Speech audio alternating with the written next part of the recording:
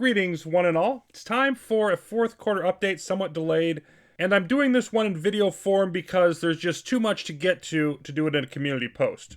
There will be some significant changes to the channel and the lineup of projects I'm working on. But first up, I just wanted to say thank you again to those who have stuck with me through the bit of mental break that I had a while back, and also through the reduced schedule that has come partly as a result of that. Even before that, the audience level on the channel was really stagnating quite a bit. That's not a complaint, it's just the way it is. And partly because of that, I decided quite a while ago that it was probably a good idea to accelerate the transition into mostly more focused and tutorial-based content. One thing that's become apparent to me is I don't think it's particularly beneficial to the channel or to most of the audience for me to keep playing some games as long as I have. I think there's been an aspect of wearing out my welcome, beating a dead horse. It's always a difficult call for me to transition away from a project because there's always a sense of maybe letting down people who are enjoying that. But it does seem to be a point in time where it's appropriate to make some changes here. I'm also going to be giving the channel a bit of a facelift. I want to revisit the welcome video, which is pretty outdated at this point.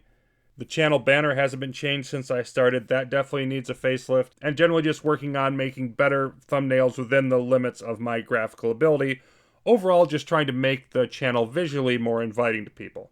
In terms of the ongoing projects, here's what I'm looking at going forward. Alphabetical order, so there's no bias in what I'm listing first. As regards AI War 2, I plan on doing another case study video soon. It's a lower end one. I'm really interested in some higher end ones, but I haven't really gotten any save files to look at there. The game is still very deep in a beta called The Great Refactor, dealing with a lot of memory leaks and data structures and all kinds of other fascinating things. The final expansion is expected now January or February. I'll definitely be doing another series then, maybe one before that, depending on how soon it gets out of beta. But in the long run, I do expect to move away from AI War 2 after covering that final expansion. This is the one that I think is most likely to irritate the most people, but I have done my last regularly scheduled Creeper World video.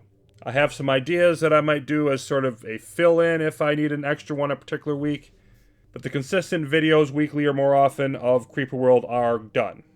And my thinking on this is I've been doing Creeper World for almost 4 years. I have done over 300 Creeper World videos and more maps than that because some of them had more than one map in one video. Creeper World 4 has been out for almost a year. There really isn't much more of significance that I think I can add to the Creeper World community. Anybody who's watched my Creeper World content even occasionally is going to know by now how I would handle a particular map. Most of what I do is really repetitive.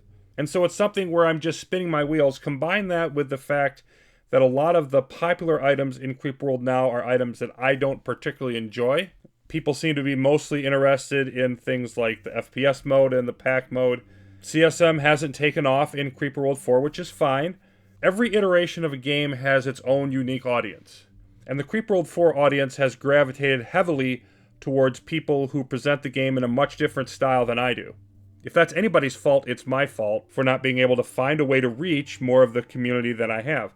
But I just don't see any useful purpose in continuing down that path, particularly when you look at the fact that Creeper World is much different than the more instructional type of content the channel is leaning towards now.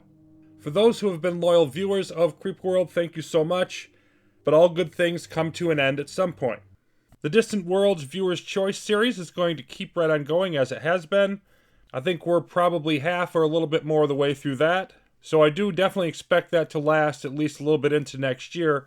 Recently they announced that Distant Worlds 2 has been delayed to first quarter of next year anyway. Whether or not I dive into that when it's released is really going to be up to what people want closer to that time. But there's still much in the first game to be explored yet.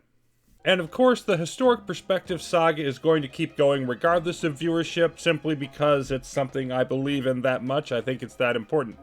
Now that the Pyramids video is finished, we're going to be going back to the Egypt Old Kingdom and Emperor Rise of the Middle Kingdom series.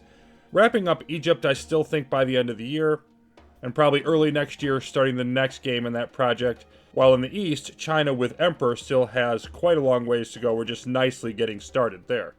So that leaves us with Distant Worlds and Historic Perspectives continuing, and for the moment at least one opening in the schedule. I've decided to fill this gap, hopefully starting next week, with probably the most popular brain-melting game out there today, Factorio. Why Factorio? Well, I think it's fascinating, and as I've alluded to before, it also is one that I had started playing way back in the early days of the channel and stopped due to the fact that my computer just couldn't handle the stress.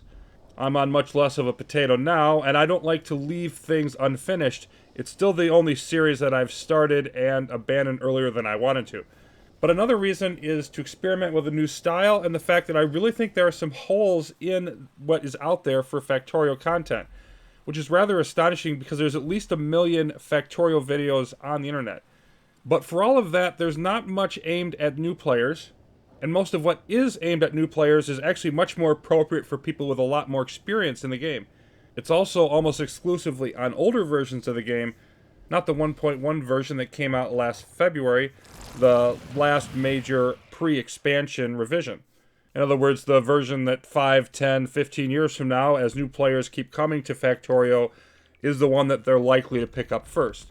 So what I'm going to be doing is a series of short, edited tutorial videos going through the vanilla, no settings adjusted setup, and a way or strategy of playing that I think is going to be quite conducive to allowing new players to experiment and not have to constantly tear down their factory and rebuild. Whether I go any further with it beyond that series is, of course, going to depend, as always, on the audience. I don't have any idea really what to expect on that, but we'll just see how it goes. Then I have some other ideas looking further ahead into next year. Of course, by then we'll probably be into another viewer's choice round, and all of you will get to choose another game directly there. But for now, that's where things are. So for those who have watched all this, listened to all my thoughts, I appreciate that very much, as well as your support as always. And I hope to see you soon around the channel in the comments of the various videos.